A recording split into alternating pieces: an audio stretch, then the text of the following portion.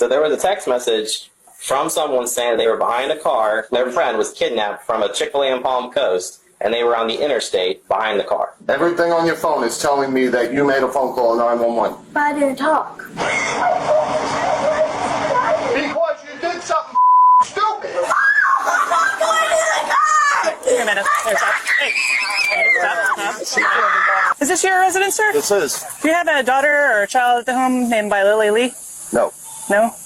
Anybody home? Yeah, my wife, my kid. We just got home from Pennsylvania. Okay. I have an Ava and a Mikey. Ava and a Mikey? Yep. Wonder if I want Would you like to see them?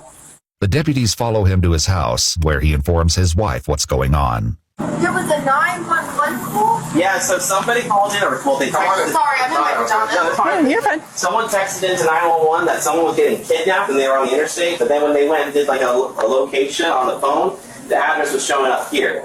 As their daughter Ava steps into the garage, her phone rings. The deputy answers it, leading to a shocking conclusion. Hello? Hold on. Who's this? Volusia County Sheriff's Office. All right, cool. This is Deputy Asby, the Sheriff's Office. Oh, good. You got her. Yep. All right. Oh, okay. Is her dad home? Yep. I got both her parents here. Yeah, we're going to ask the sheriff to go away in a second. Thanks. Bye-bye. What happened? I'm so... Let me see this phone. Yeah, so all these other numbers, so there's a phone call out to 911. There's a phone call out to Yeah. 911? What time? That's her one right call. That's here. her calling it. There's 911 again right there. This phone was called. These numbers calling back in are no caller ID. You did. Well, there's 3 different times that 911 was called out from this phone. 9:30 a.m. Yep. That was the initial call. Twice. But I didn't mean to call that because I... But you did. Reports show that the number belonging to Ava dialed 911 at 9:30. When asked where the emergency is, a female identified as possibly a juvenile responded, "I'm sorry, I dialed the wrong number." The same phone number would later begin texting 911 to report the kidnapping. When did... I'm just so confused. I'm sorry. When did you got a message about an interstate? So there was a text message from someone saying they were behind a car. Did I call this Who back? was kidnapped. That's... Their friend was kidnapped from a Chick-fil-A in Palm Coast, and they were on the interstate behind the car. What time was this? Today? This is today. This We is got actively home going on at right now. 2:30 in the morning. Okay. So we were here the whole time since 2:30. We were on the interstate coming home from everything's showing Pennsylvania. Right. that you called out. We showed up here like 2:10, 2:15. Okay. And we went to bed. But these 911 calls. But this how? morning, you were calling 911? You were. Don't look surprised. You did. You Did did it you? on your phone. Did they say anything to you? No one said anything to you? Did you say, Ava, you have to explain what happened here. Something's going on. What did you know? What do you know? Mikey, go inside. Ava, get your shoes on. Come out here. I didn't hear anything. Call me across the door. You're not in trouble. I just need to know what happened. I need to know and understand because this is like weird. Because we got to make sure that there's not somebody that's being kidnapped on the interstate and we're trying to find them. And Open your mouth if you said something on the phone. I didn't say anything. Everything on your phone is telling me that you made a phone call to 911. But I didn't talk. While one deputy heads to her cruiser, she greets officers from the Port Orange Police Department, who have just arrived at the scene. Hey guys, how's it going?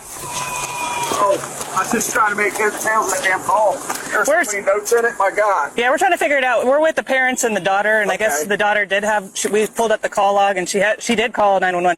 So the whole armed kidnapping thing and all that stuff is bogus, or?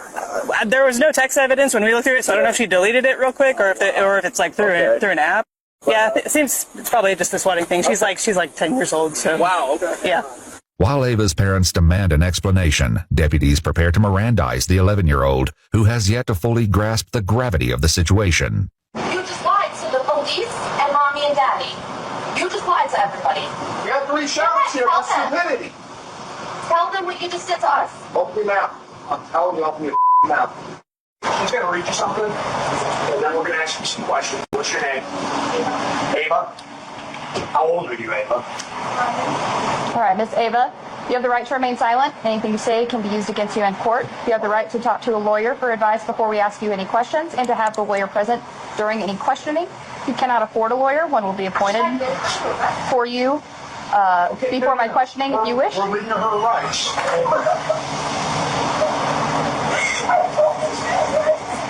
Because you did something stupid. right. let me explain something here, okay? You can cry about this. What you've done here is a felony, okay? It's a felony crime, and you probably had 20 law enforcement officers at least, a helicopter, and all running with lights and siren on high speed to try to apprehend or try to stop a serious forcible felony from happening.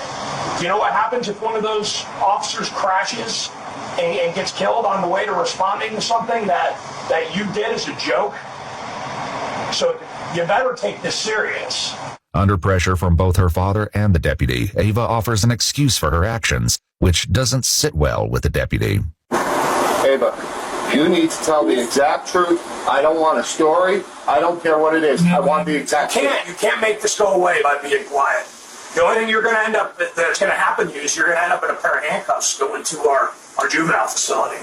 I'm not going to mince any words with you. That's a very distinct possibility of what can happen here today. Don't look at your mother.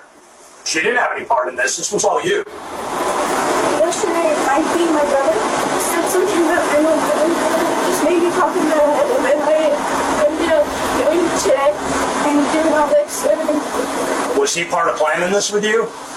No, he just said it, and What did he say? he said, "What's 911?" This is your brother? Yeah, he said it this way. What's 911? Well, we can, when we're done, well, you can wait a minute, but I told you. So then, I said, "No, we can't." And then I haven't the other smoking, and then I just. So you're trying to blame this on your brother? You could ask me. Was he with you when you made this call? No.